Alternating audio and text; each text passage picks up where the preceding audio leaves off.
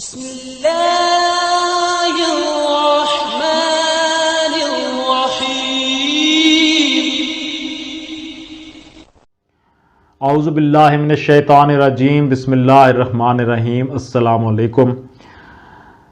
آج آپ کا میزبان ڈاکٹر کاشف بشیر تفہیم القرآن سیریز کی قسط نمبر 65 کے ساتھ آپ کے سامنے حاضر خدمت ہے، جس میں ہم انشاءاللہ سورہ النساء کی آیت نمبر 43 سے آغاز کر رہے ہیں، اور اللہ تعالیٰ کا لاکھ لاکھ شکر ہے کہ اس نے سبب بنائے، اس نے ایسے حالات پیدا کیے کہ ہم اس سلسلے کو چلانے کے قابل ہوئے، اور اس کو یہ جس تسلسل سے چل رہا ہے اس میں بھی اللہ تعالیٰ کی مہربانی ہے، اس کے فضل اور اس کی قدرت اور کے بغیر یہ نہیں ممکن تھا۔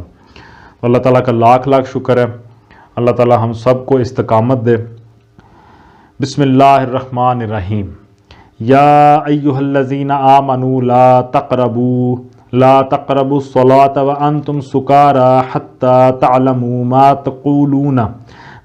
تقولون ولا جنبا الا عابری سبیل حتى تغتسلوا وَإِن كُنتُم مَّرْضَىٰ أَوْ عَلَىٰ سَفَرٍ أَوْ جَاءَ أَحَدٌ مِّنكُم مِّنَ الْغَائِطِ أَوْ لَامَسْتُمُ النِّسَاءَ فَلَمْ تَجِدُوا مَاءً فَتَيَمَّمُوا صَعِيدًا طَيِّبًا فَامْسَحُوا بِوُجُوهِكُمْ وَأَيْدِيكُمْ إِنَّ اللَّهَ كَانَ عَفُوًّا غَفُورًا۔ ترجمہ: اے لوگو جو ایمان لائے ہو، جب تم نشے کی حالت میں ہو تو نماز کے قریب نہ جاؤ۔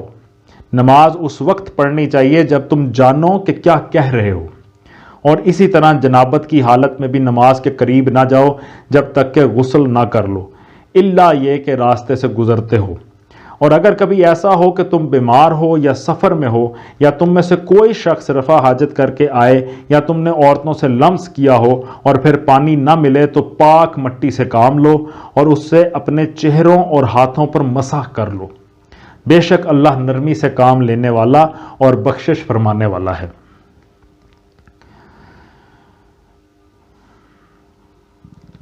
اس کی تفسیر میں آتا ہے کہ نشے کی حالت میں نماز کے قریب نہ جاؤ۔ اس کی تفسیر میں آتا ہے کہ یہ شراب کے متعلق دوسرا حکم ہے۔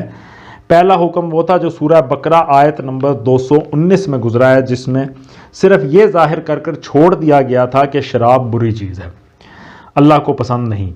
چنانچہ مسلمانوں میں سے ایک گروہ اس کے بعد ہی شراب سے پرہیز کرنے لگا تھا، مگر بہت سے لوگ اسے بدستور استعمال کرتے رہے تھے، حتیٰ کہ بسا اوقات نشے کی حالت ہی میں نماز پڑھنے کھڑے ہو جاتے تھے اور کچھ کا کچھ پڑھ جاتے تھے۔ غالباً سن 4 ہجری کی ابتدا میں یہ دوسرا حکم آیا اور نشے میں نماز پڑھنے کی ممانعت کر دی گئی۔ اس کا اثر یہ ہوا کہ لوگوں نے اپنے شراب پینے کے اوقات بدل دیے اور ایسے اوقات میں شراب پینی چھوڑ دی جن میں یہ اندیشہ ہوتا کہ کہیں نشے ہی کی حالت میں نماز کا وقت نہ آ جائے۔ اس کے کچھ مدت بعد شراب کی قطعی حرمت کا وہ حکم آیا جو سورہ مائدہ آیت نمبر 90 اور 91 میں ہے۔ یہاں یہ بات بھی ذہن نشین کر لینی چاہیے کہ آیت میں سکر یعنی نشے کا لفظ ہے، اس لیے یہ حکم صرف شراب کے لیے خاص نہ تھا بلکہ ہر نشہ آور چیز کے لیے عام تھا، اور اب بھی اس کا حکم باقی ہے۔ اگرچہ نشہ آور اشیاء کا استعمال بجائے خود حرام ہے، لیکن نشے کی حالت میں نماز پڑھنا دوہرا اور عظیم تر گناہ ہے۔ اس کے بعد اس آیت میں آتا ہے کہ نماز اس وقت پڑھنی چاہیے جب تم جانو کہ کیا کہہ رہے ہو۔ اس کی تفسیر میں آتا ہے کہ اسی بنا پر نبی صلی اللہ علیہ وآلہ وسلم نے ہدایت فرمائی ہے کہ جب کسی شخص پر نیند کا غلبہ ہو اور وہ نماز پڑھنے میں بار بار اونگ جاتا ہو تو اسے نماز چھوڑ کر سو جانا چاہیے۔ بعض لوگ اس آیت سے یہ استدلال کرتے ہیں کہ جو شخص نماز کی عربی عبارات کا مطلب نہیں سمجھتا اس کی نماز نہیں ہوتی، لیکن علاوہ اس کے کہ یہ ایک بیجا تشدد ہے، خود قرآن کے الفاظ بھی اس کا ساتھ نہیں دیتے۔ قرآن میں یہ فرمایا گیا ہے کہ نماز میں آدمی کو اتنا ہوش رہنا چاہیے کہ وہ یہ جانے کہ وہ کیا چیز اپنی زبان سے ادا کر رہے ہیں، مطلب اسے پتہ ہو کہ میں نماز پڑھ رہا ہوں۔ ایسا نہ ہو کہ وہ کھڑا تو ہو نماز پڑھنے اور شروع کر دے کوئی غزل، اتنا جو ہے اس پہ حالت خراب نہیں ہونی چاہیے۔ آیت کے اگلے حصے میں آیا کہ اور اسی طرح جنابت کی حالت میں نماز کے قریب نہ جاؤ۔ اس کی تفسیر میں آیا کہ جنابت کے اصلی معنی دوری یا بیگانگی کے ہیں، اسی سے لفظ اجنبی نکلا ہے۔ اصطلاح شرع میں جنابت سے مراد وہ نجاست ہے جو قضاء شہوت سے یا خواب میں مادہ خارج ہونے سے لاحق ہوتی ہے، کیونکہ اس کی وجہ سے آدمی طہارت سے بیگانہ یا دور ہو جاتا ہے۔ اس کے بعد آیا کہ ایسی حالت میں یا تم نے عورتوں سے لمس کیا ہو۔ فقہا اور مفسرین میں سے ایک گروہ نے اس آیت کا مفہوم یہ سمجھا ہے کہ جنابت کی حالت میں مسجد میں نہ جانا چاہیے، الا یہ کہ کسی کام کے لیے مسجد میں سے گزرنا ہو۔ اسی رائے کو عبداللہ بن مسعود، انس بن مالک، حسن بصری اور ابراہیم نخعی وغیرہ حضرات نے اختیار کیا ہے۔ دوسرا گروہ اس سے سفر مراد لیتا ہے، یعنی اگر آدمی حالت سفر میں ہو اور جنابت لاحق ہو جائے تو تیمم کیا جا سکتا ہے۔ رہا مسجد کا معاملہ تو اس گروہ کی رائے میں جنوبی کے لیے وضو کر کے مسجد میں بیٹھنا جائز ہے۔ یہ رائے حضرت علی، ابن عباس، سعید بن جبیر اور بعض دوسرے حضرات نے اختیار فرمائی ہے، اگرچہ اس امر میں قریب سب کا اتفاق ہے کہ اگر آدمی حالت سفر میں ہو اور جنابت لاحق ہو جائے اور نہانا ممکن نہ ہو تو تیمم کر کے نماز پڑھ سکتا ہے۔ لیکن پہلا گروہ اس مسئلے کو حدیث سے اخذ کرتا ہے اور دوسرا گروہ اس روایت کی بنیاد قرآن کی مدرجہ بالا آیات پر رکھتا ہے۔ اس کے بعد آیا کہ یا تم نے عورتوں سے لمس کیا ہو۔ اس حوالے سے تفسیر میں ہے کہ اس امر میں اختلاف ہے کہ لمس یعنی چھونے سے کیا مراد ہے۔ حضرات علی، ابن عباس، ابو موسیٰ اشعری، ابی ابن کعب، سعید بن جبیر، حسن بصری اور متعدد ائمہ کی رائے ہے کہ اس سے مراد مباشرت ہے، اور اسی رائے کو امام ابو حنیفہ اور ان کے اصحاب اور امام سفیان ثوری نے اختیار کیا ہے۔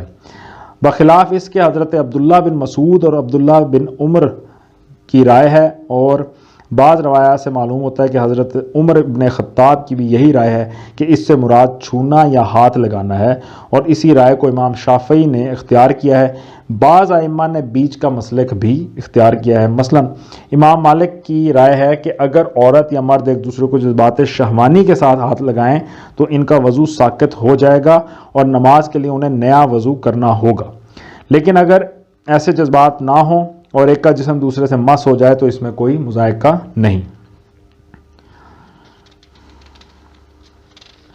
اس کے بعد آیا کہ اگر پانی نہ ملے تو پاک مٹی سے کام لو اور اس سے اپنے چہروں اور ہاتھوں پر مسح کر لو۔ اس کی تفسیر میں آتا ہے کہ حکم کی تفصیلی صورت یہ ہے کہ اگر آدمی بے وضو ہے یا اسے غسل کی حاجت ہے اور پانی نہیں ملتا تو تیمم کر کے نماز پڑھ سکتا ہے۔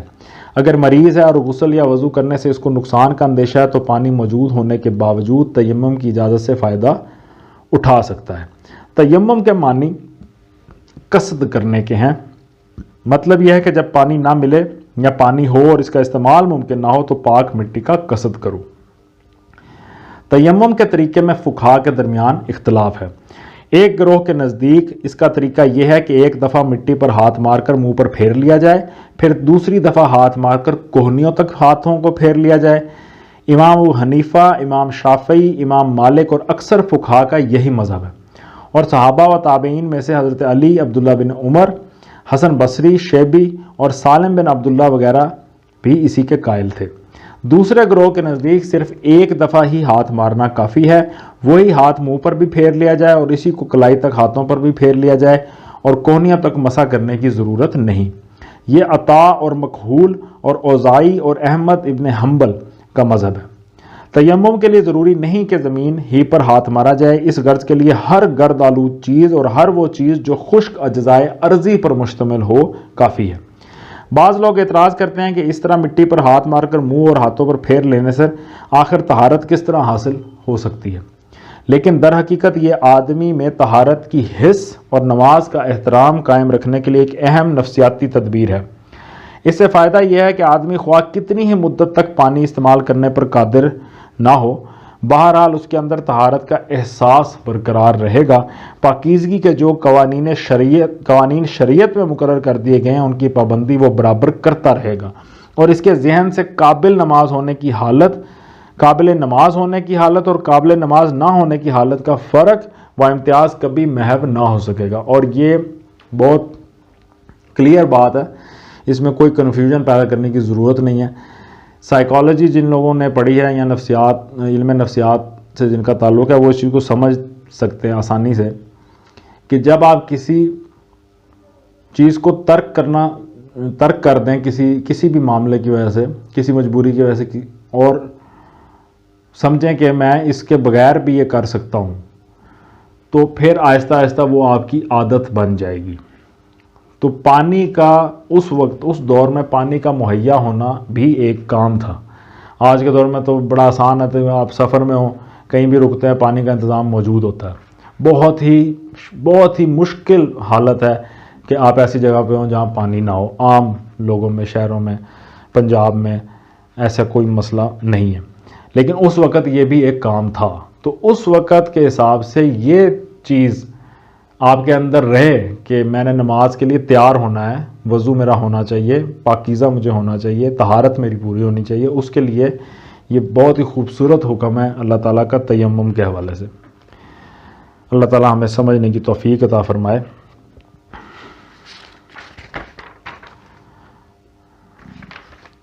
أَلَمْ تَرَ إِلَى الَّذِينَ أُوتُوا نَصِيبًا مِنَ الْكِتَابِ يَشْتَرُونَ الضَّلَالَةَ وَيُرِيدُونَ أَن تَضِلُّوا السَّبِيلَ۔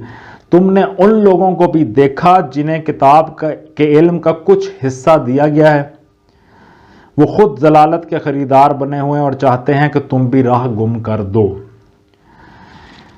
تفسیر میں آیا کہ علماء اہل کتاب کے متعلق قرآن نے اکثر یہ الفاظ استعمال کیے ہیں کہ انہیں کتاب کے علم کا کچھ حصہ دیا گیا ہے۔ اس کی وجہ یہ ہے کہ اول تو انہوں نے کتاب الہی کا ایک حصہ، بڑا حصہ گم کر دیا ہے، پھر جو کچھ کتاب الہی میں سے ان کے پاس موجود تھا اس کی روح اور اس کے مقصد و مدعا سے بھی وہ بیگانہ ہو چکے ہیں۔ ان کی تمام دلچسپیاں لفظی بحثوں اور احکام کی جزیات اور عقائد کی فلسفیانہ پیچیدگیوں تک محدود رہتی تھیں۔ یہی وجہ تھی کہ وہ دین کی حقیقت سے ناآشنا اور دینداری کے جوہر سے خالی تھے، اگرچہ علماء دین اور پیشوایان ملت کہلائے جاتے تھے۔ واللہ عالم باعدائکم وکفی باللہ ولیہ وکفی باللہ نصیرا۔ اللہ تمہارے دشمنوں کو خوب جانتا ہے اور تمہاری حمایت و مددگاری کے لیے اللہ ہی کافی ہے۔ من الذین ہادوا یحرفون الکلم عن مواضعہ ویقولون سمعنا وعصینا واسمع غیر مسمع وراعنا لیا بألسنتهم وطعنا في الدين ولو أنهم قالوا سمعنا وأطعنا واسمع وانظرنا لكان خيرا لهم وأقوم ولكن لعنهم الله بكفرهم فلا يؤمنون إلا قليلا۔ ترجمہ: جو لوگ یہودی بن گئے ہیں ان میں کچھ لوگ ہیں جو الفاظ کو ان کے محل سے پھیر دیتے ہیں اور دین حق کے خلاف نیش زنی کرنے کے لیے اپنی زبانوں کو توڑ موڑ کر کہتے ہیں سمینا و عصینا اور اسما غیر مسمع اور راعنا، حالانکہ اگر وہ کہتے سمینا و اطعنا اور اسما اور انظرنا تو یہ انہی کے لیے بہتر تھا اور زیادہ راست بازی کا طریقہ تھا، مگر ان پر تو ان کی باطل پرستی کی بدولت اللہ کی پھٹکار پڑی ہوئی ہے، اس لیے وہ کم ہی ایمان لاتے ہیں۔ اس کی تفسیر میں آیا کہ یہ نہیں فرمایا گیا اس آیت میں کہ یہودی ہیں، بلکہ یہ فرمایا کہ یہودی بن گئے ہیں، کیونکہ ابتدا تو میں وہ بھی مسلمان ہی تھے۔ یہ ہم نے سورہ البقرہ، سورہ آل عمران میں آیا کہ یہ مسلم تھے، اسلام ہی آیا ہے، ہر کتاب، ہر نبی اسلام ہی لے کے آیا ہے، تو وہ بھی مسلمان ہی تھے۔ جس طرح ہر نبی کی امت اصل میں مسلمان ہوتی ہے، مگر بعد میں وہ صرف یہودی بن کر رہ گئے۔ آگے اس آیت کے اگلے حصے میں جہاں پہ آتا ہے کہ محل سے، الفاظ کو ان کے محل سے پھیر دیتے ہیں، اس کے تین مطلب ہیں تفسیر میں آیا۔ ایک یہ کہ کتاب اللہ کے الفاظ میں رد و بدل کرتے ہیں، دوسرے یہ کہ اپنی تعویلات سے آیات کتاب کے معنی کچھ سے کچھ بنا دیتے ہیں، تیسرے یہ کہ یہ لوگ محمد صلی اللہ علیہ وآلہ وسلم اور آپ کے پیرووں کی صحبت میں آ کر ان کی باتیں سنتے ہیں اور واپس جا کر لوگوں کے سامنے غلط طریقے سے روایت کرتے ہیں۔ بات کچھ کہی جاتی ہے اور وہ اسے اپنی شرارت سے کچھ کا کچھ بنا کر لوگوں میں مشہور کرتے ہیں تاکہ انہیں بدنام کیا جائے اور ان کے متعلق غلط فہمیاں پھیلا کر لوگوں کو اسلامی جماعت کی طرف آنے سے روکا جائے۔ اس کے بعد آیت میں سمینا اور وہ عصینا کی بات آئی اس کے حوالے سے تفسیر میں آیا کہ یعنی جب انہیں خدا کے احکام سنائے جاتے ہیں تو زور سے کہتے ہیں سمعنا، یعنی کہ ہم نے سن لیا، اور آہستہ کہتے ہیں عصینا، ہم نے قبول نہیں کیا، یا اطعنا کہتے ہیں ہم نے قبول کیا، کا تلفظ اس انداز سے زبان کو لچکا دے کر کرتے ہیں کہ وہ عصینا بن جاتا ہے۔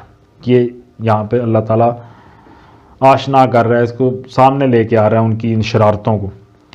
یعنی دوران گفتگو میں جب وہ کوئی بات محمد صلی اللہ علیہ وآلہ وسلم سے کہنا چاہتے ہیں تو کہتے ہیں اسما، یعنی کہ سنیے، اسما کا مطلب ہے سنیے، اور پھر ساتھ ہی غیر مسمعن بھی کہتے ہیں جو کہ ذو معنی ہے۔ اس کا ایک مطلب یہ ہے کہ آپ ایسے محترم ہیں کہ آپ کو کوئی بات خلاف مرضی نہیں سنائی جا سکتی۔ دوسرا مطلب یہ ہے کہ تم اس قابل نہیں ہو کہ تمہیں کوئی کچھ سنائے۔ ایک اور مطلب یہ ہے کہ خدا کرے تم بہرے ہو جاؤ، نعوذ باللہ۔ تو یہ اس طرح کی شرارتیں کرتے تھے۔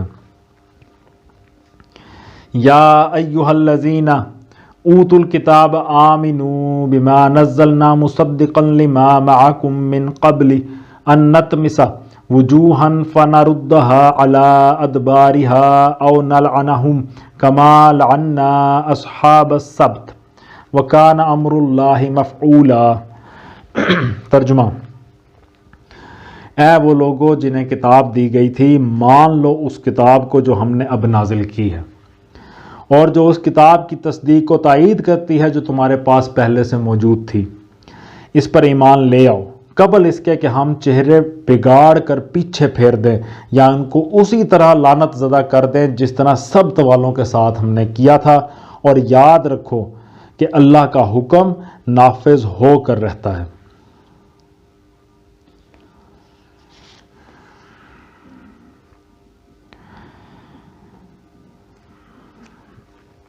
ان اللہ لا یغفر ان یشرک بہ ویغفر ما دون ذلک لمن یشاء ومن یشرک باللہ فقد افتری اثما عظیما۔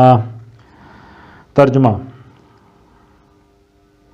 اللہ بس شرک ہی کو معاف نہیں کرتا، اس کے ماں سوا دوسرے جس قدر گناہ ہیں وہ جس کے لیے چاہتا ہے معاف کر دیتا ہے۔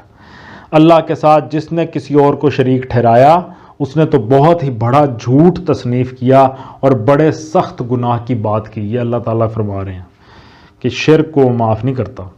اس کی تفسیر میں آیا کہ یہ اس لیے فرمایا کہ اہل کتاب اگرچہ انبیاء اور کتب آسمانی کی پیروی کے مدعی تھے مگر شرک میں مبتلا ہو گئے تھے، اس لیے اللہ تعالیٰ ان کو کہہ رہے ہیں کہ میں شرک معاف نہیں کرتا۔ الم تر الی الذین یزکون انفسہم بل اللہ یزکی من یشاء ولا یظلمون فتیلا۔ ترجمہ، تم نے ان لوگوں کو بھی دیکھا جو بہت اپنی پاکیزگی نفس کا دم بھرتے ہیں، حالانکہ پاکیزگی تو اللہ ہی جسے چاہتا ہے عطا کرتا ہے، اور انہیں جو پاکیزگی نہیں ملتی تو در حقیقت ان پر ذرہ برابر بھی ظلم نہیں کیا جاتا۔ انظر کیف یفترون علی اللہ الکذب وکفی بہ اثما مبینا۔ ترجمہ، دیکھو تو صحیح، یہ اللہ پر بھی جھوٹے افطرا گھڑنے سے نہیں چوکتے، اور ان کا صریحاً گناہ گار ہونے کے لیے یہی ایک گناہ کافی ہے۔ صدق اللہ العلی العظیم۔ الحمدللہ آج ہم نے سورہ نساء کی آیت نمبر 50 تک کا ترجمہ اور تفسیر پر غور کرنے کی کوشش کی ہے۔ اللہ تعالیٰ سے دعا ہے کہ اللہ تعالیٰ اپنی توفیق سے ہمیں نوازے اور ہم نیکیوں کے کاموں میں بڑھ چڑھ کر حصہ لیں، اصلاح معاشرہ کے کام میں حصہ لیں، امر بالمعروف کے کاموں میں حصہ لیں، اور اللہ تعالیٰ ہمیں معاف کر دے۔ اللہ سے توبہ کرنی چاہیے، اپنے تمام گناہوں کی، صغیرہ کبیرہ گناہوں کی معافی مانگنی چاہیے۔ جو بغیر سوچے سمجھے بھی بہت سے گناہ ہم لوگ کر جاتے ہیں، اللہ تعالیٰ ہمیں معاف فرمائے۔ استغفار کرنی چاہیے، اپنے آپ کو ٹرین کرنا چاہیے کہ ہم استغفار کا ورد کرتے رہیں۔ اللہ تعالیٰ ہمیں معاف فرمائے۔ اسی دعا کے ساتھ آپ سے اجازت چاہیں گے۔ اپنا بہت خیال رکھیں اور ہمارے لیے بھی دعا استقامت کریں اور اپنے لیے بھی دعا استقامت کرتے رہیں۔ آپ لوگوں کا بہت بہت شکریہ۔ اللہ حافظ۔